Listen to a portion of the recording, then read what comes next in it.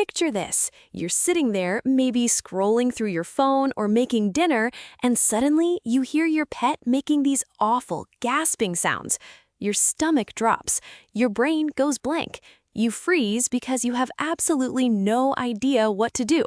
That moment of terror happened to me with one of my guinea pigs, Peaches, and it taught me just how unprepared most of us are for a choking emergency.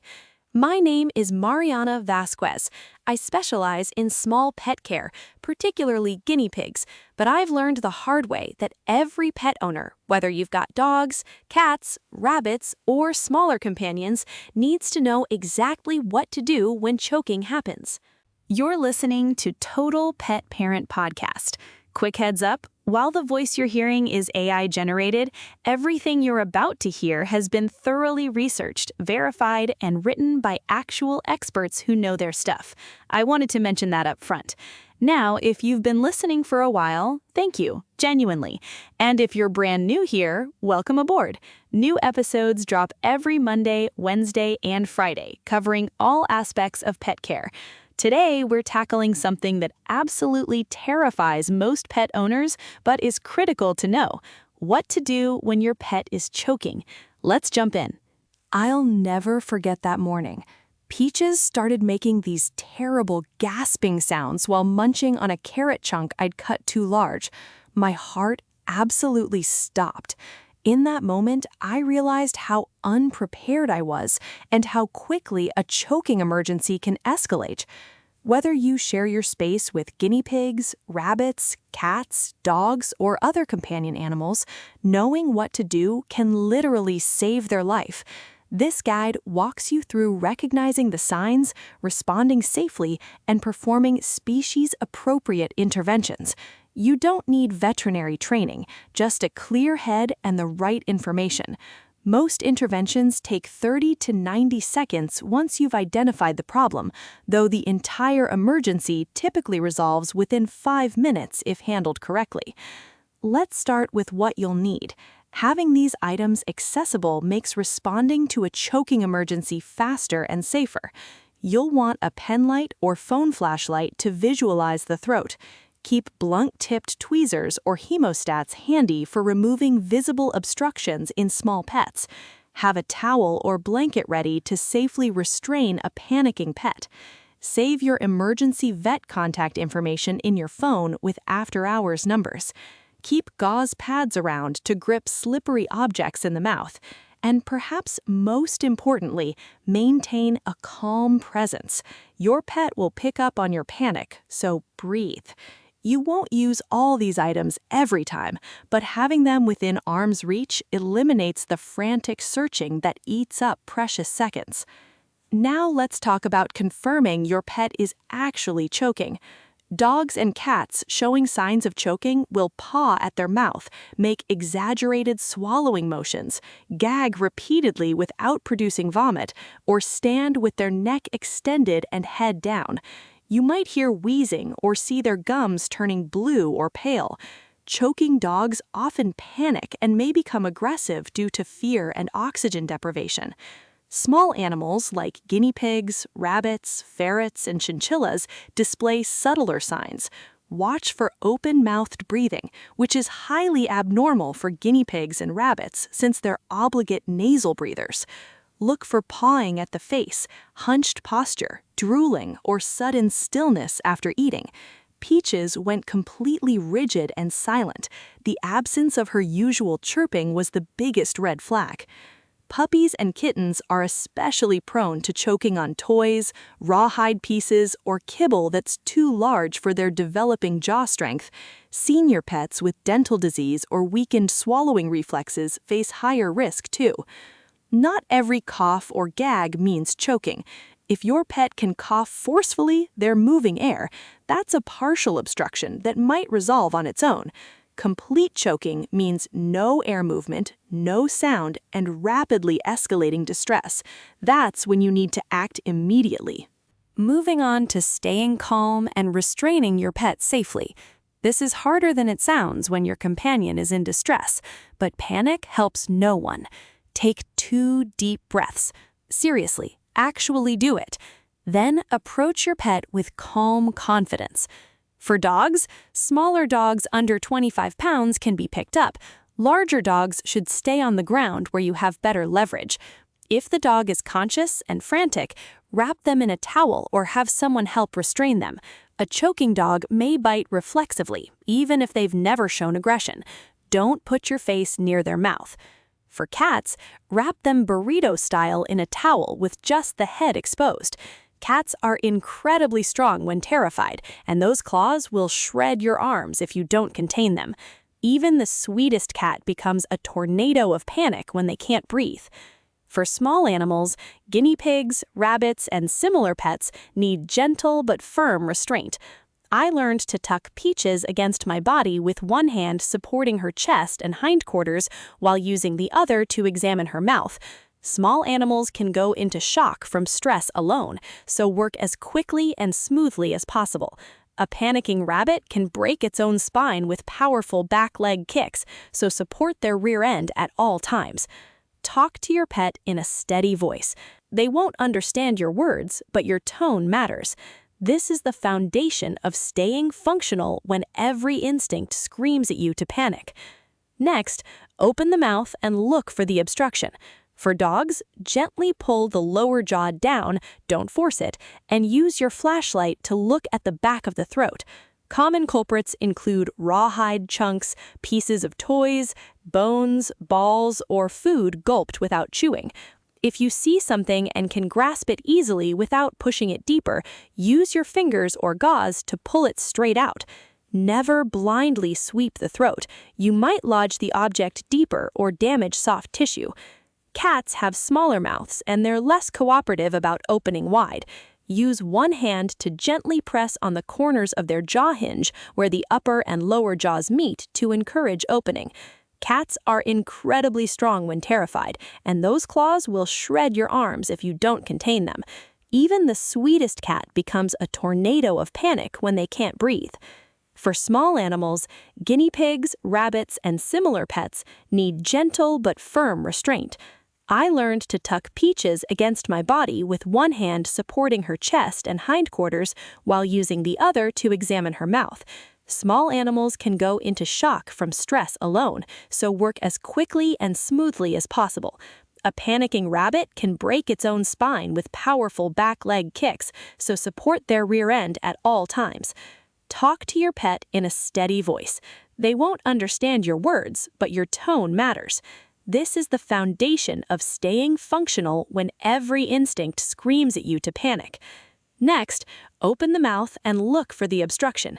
For dogs, gently pull the lower jaw down, don't force it, and use your flashlight to look at the back of the throat. Common culprits include rawhide chunks, pieces of toys, bones, balls, or food gulped without chewing. If you see something and can grasp it easily without pushing it deeper, use your fingers or gauze to pull it straight out. Never blindly sweep the throat. You might lodge the object deeper or damage soft tissue. Cats have smaller mouths and they're less cooperative about opening wide. Use one hand to gently press on the corners of their jaw hinge where the upper and lower jaws meet to encourage opening. Cats are incredibly strong when terrified, and those claws will shred your arms if you don't contain them. Even the sweetest cat becomes a tornado of panic when they can't breathe. If you can't see anything obvious or can't safely remove what you see, move immediately to the next step. You have about 3 to 4 minutes before oxygen deprivation causes brain damage. Let's get into performing back blows. This is often the safest first intervention when you can't manually remove the obstruction, and it's what saved Peaches. For small dogs and cats under 20 pounds, hold them against your chest with their back to you, head downward at about a 45-degree angle. Use the heel of your hand to deliver 4 to 5 firm blows between the shoulder blades. You're trying to dislodge the object with gravity and force. Hit hard enough to make a solid thump, but not so hard you crack ribs. For large dogs over 20 pounds, keep them standing on all fours. Position yourself over or beside them and deliver firm blows between the shoulder blades with the heel of your palm. Use your body weight, not just arm strength. If the dog collapses, continue with them lying on their side. For small animals, this requires a gentler approach due to their fragile rib cages. Hold your guinea pig or rabbit upright against your chest with their back to you, head tilted slightly downward. Use 2 or 3 fingers, not your whole palm, to deliver quick, sharp taps between the shoulder blades. Think of the pressure you'd use to knock snow off a delicate ornament. After Peach's incident, I practiced the motion on a plush toy so I'd know exactly how much force to use. Too gentle and it won't work. Too hard and you risk injury. Check the mouth after every few blows to see if the object has moved into view. Some pets will cough it out on their own once it's dislodged slightly. Now, if back blows don't work, it's time to use abdominal thrusts for dogs and cats only. Do not attempt this on small animals like guinea pigs, rabbits, ferrets, or chinchillas. Their internal anatomy is too delicate and you'll cause fatal internal injuries. For dogs, position yourself behind the standing dog or straddle them if they're on their side. Make a fist with one hand and place it just behind the rib cage, in the soft hollow of the abdomen. Wrap your other hand around your fist. Give 4 to 5 quick upward thrusts. Imagine you're trying to lift the dog slightly off the ground with each thrust. The goal is to force air from the lungs in a burst that ejects the obstruction. Check the mouth after every few thrusts. For cats, this is trickier due to their size and flexibility. Hold the cat with their back against your chest, with feet dangling. Find a soft spot just below the rib cage. Use 2 fingers of one hand or your thumb to give quick, upward pushes. Much gentler than with dogs, but still firm. Think of pressing a doorbell repeatedly with purpose. Cats have far less abdominal mass than dogs, so adjust your force accordingly. Abdominal thrusts can cause internal bruising or organ damage even when performed correctly. If you use this technique, your pet needs veterinary examination afterward, even if they seem fine. Delayed internal bleeding is a real risk, particularly in cats and small dogs. This is important. For small animals experiencing choking that doesn't resolve with back blows and visible obstruction removal, skip abdominal thrusts entirely and proceed directly to emergency veterinary care. This is absolutely an emergency vet situation. You'll need to repeat and reassess every 30 seconds.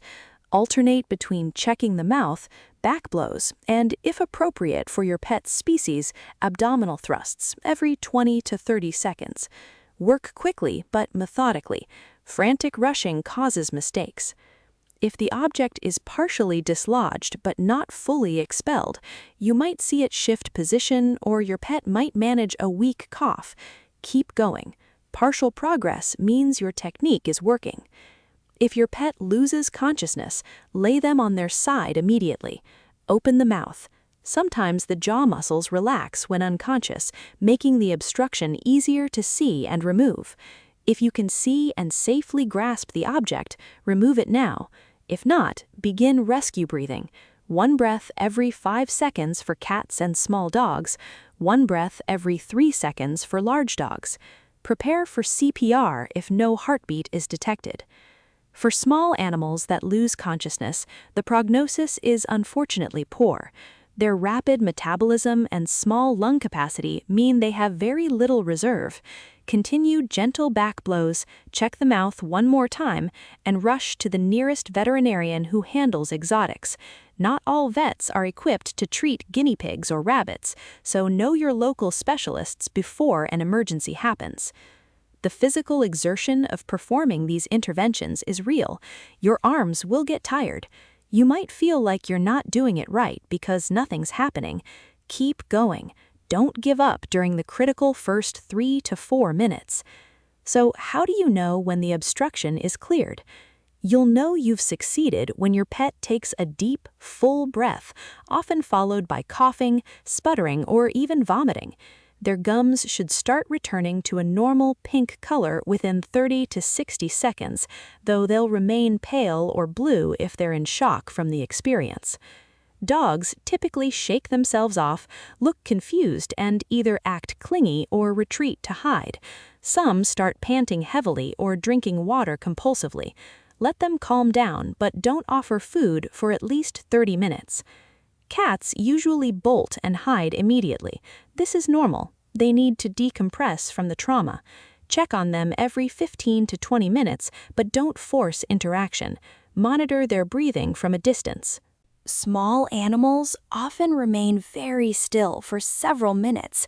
Peaches sat in my lap absolutely motionless for almost 10 minutes after I dislodged the carrot piece, just breathing slowly while I held her. This is a stress response. Keep them warm.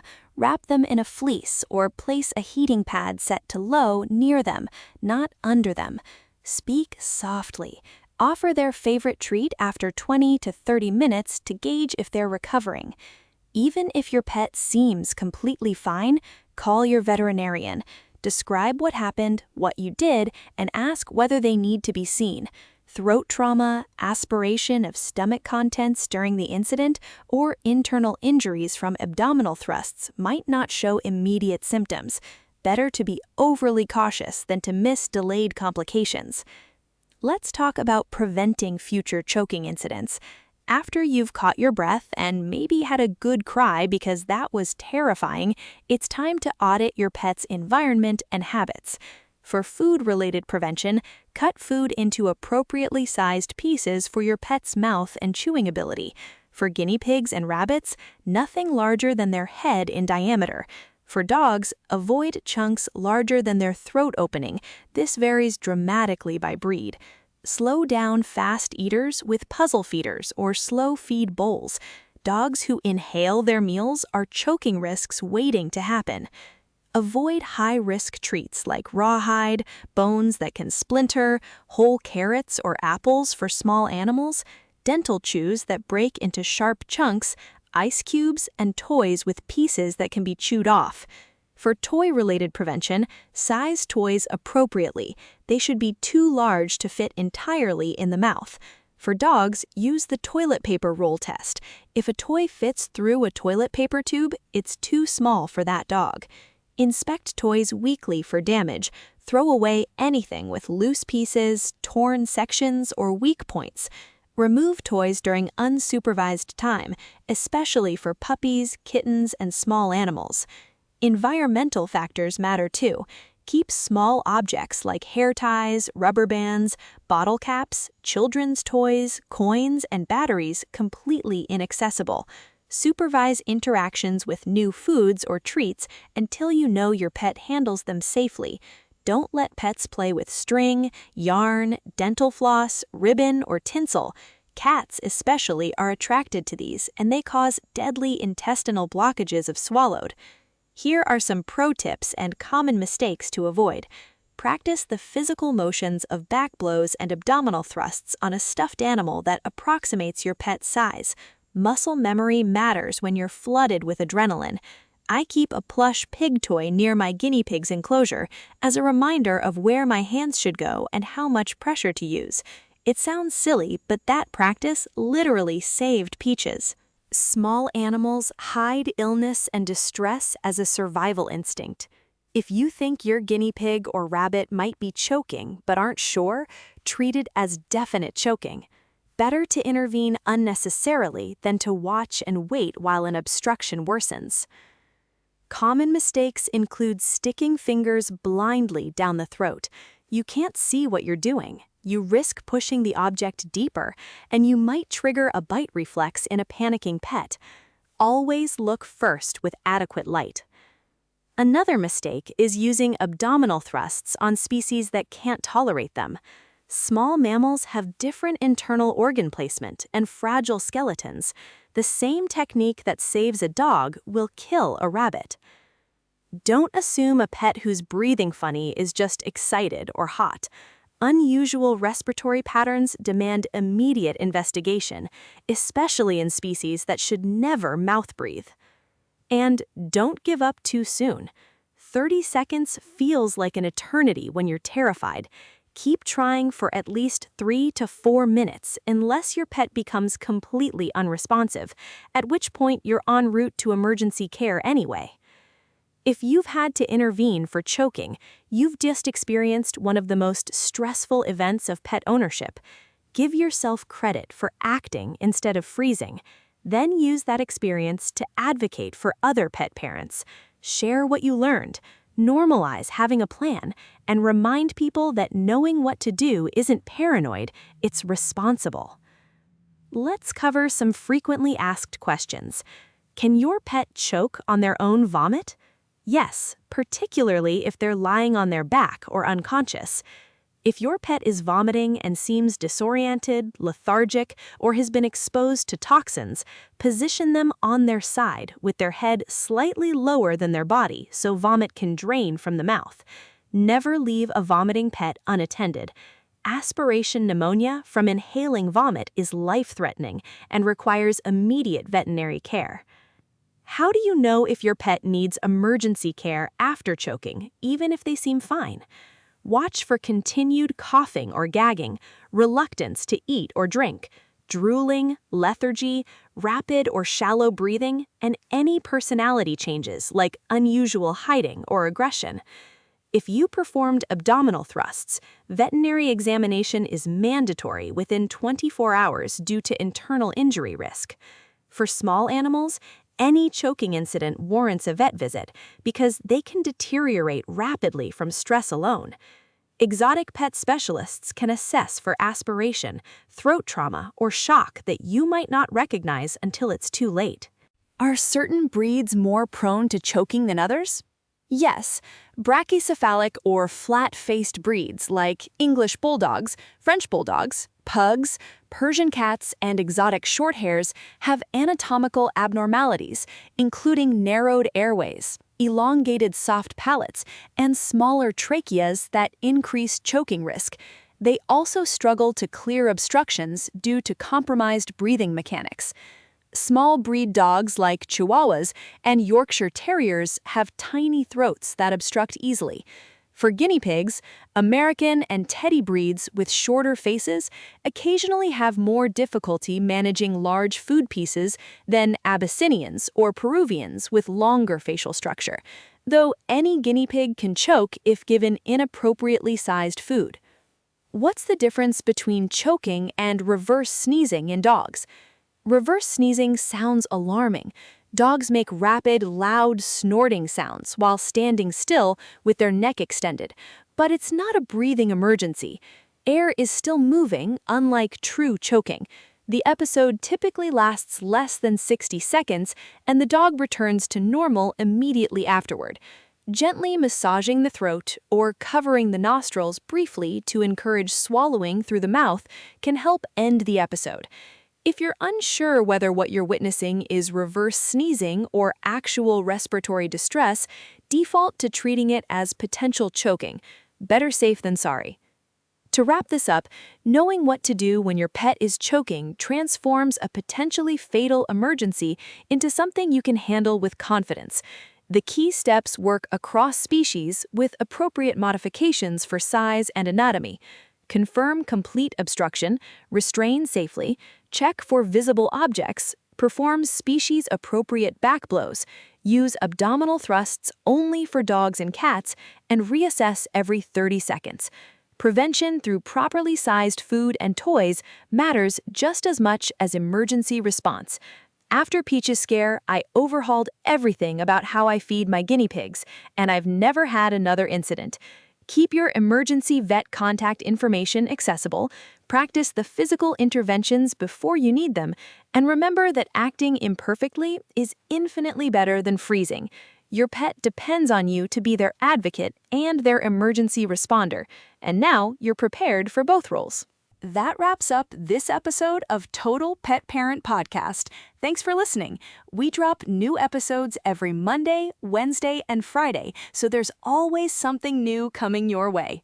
If you found this episode valuable, I'd really appreciate it if you leave us a 5-star rating and a quick review. It genuinely helps other pet owners find the show when they're searching for this kind of information. And go ahead and hit subscribe or follow so you get notified the second a new episode goes live. Talk soon!